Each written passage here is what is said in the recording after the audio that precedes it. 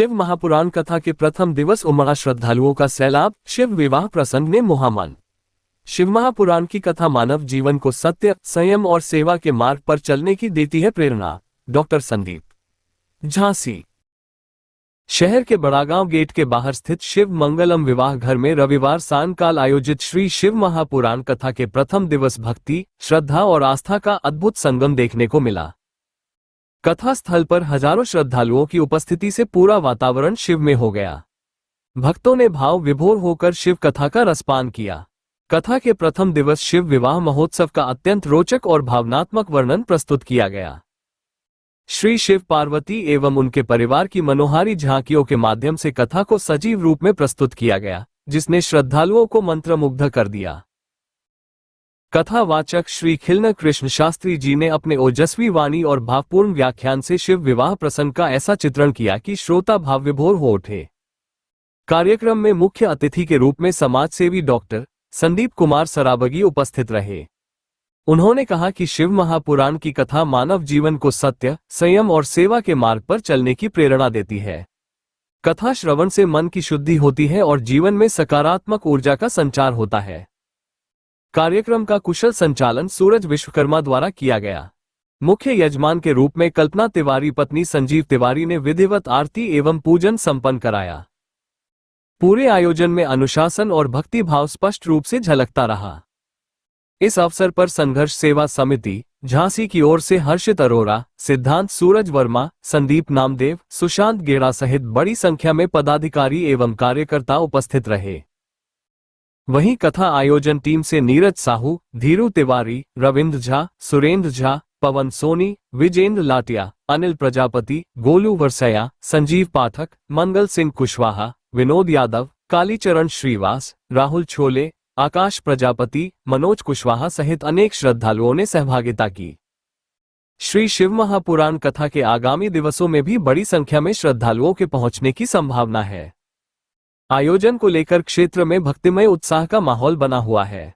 कई माँ बहनों को नहीं मालूम हो तो मालूम हो जाए कि संघर्ष सेवा समिति काम क्या करती है। तो जिन बेटियों के माँ बाप नहीं है उनकी शादी कराने का काम, जो बच्चे पढ़ाई लिखाई में अच्छे हैं वो पढ़ लिख नहीं पा रहे, उनके पढ़ाई लिखाई में हम लोग योगदान देते हैं। कोई बच्चा खेल कूद में आगे है तो हम उसका योगदान देते हैं।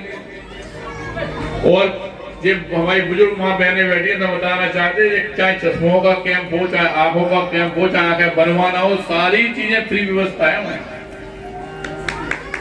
आप लोग एक बार आके संघर्ष सेवा समिति में हमारे साथ में बात करिएगा, किसी को कोई जरूरत होती है। और यहाँ की जो टीम है जिसने आज गुरु जी को बुलाया है, उस पूरी टीम से भी कहना चाहते हैं कि अगर वो चाहे तो इसी आंगन में अपन लोग एक अगला आइस कैंप लगा दें जिसमें हमारी जिसम माँ बहने हो, किसी के घर में कोई दिक्कत हो तो वो पूरी हो जाए।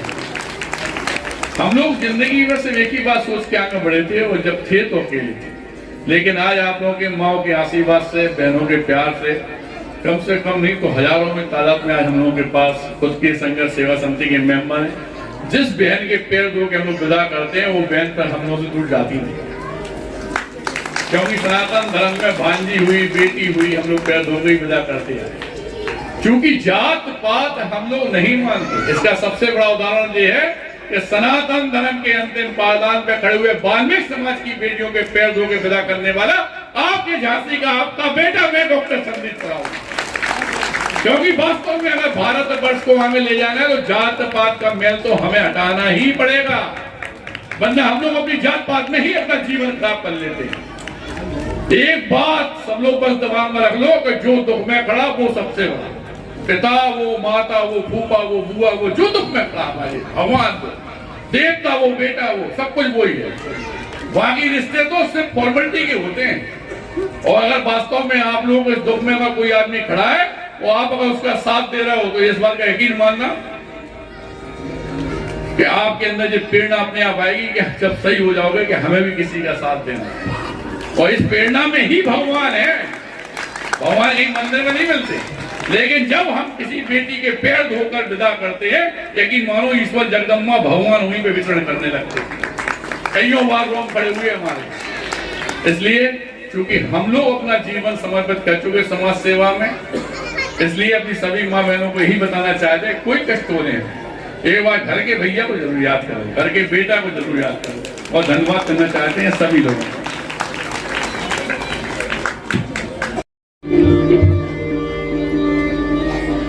वो जितने भी स्वागत करने वाले थे ना, वो कहने लगे ये तूफान कौन से आए थे ना, वो कहने लगे बड़ी इतना सुंदर है, जरूरी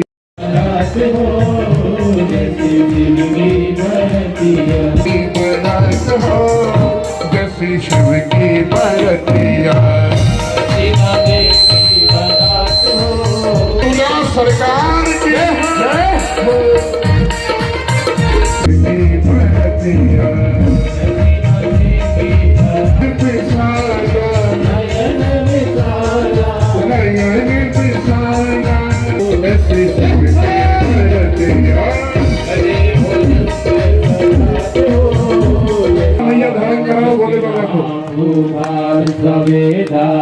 स्वस्तिरसारिक्षो अरिष्टनेमि स्वस्तिनो बृहस्पतिर्दधातु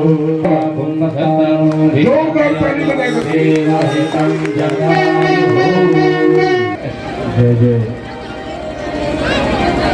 श्री शंकर भगवान की जय।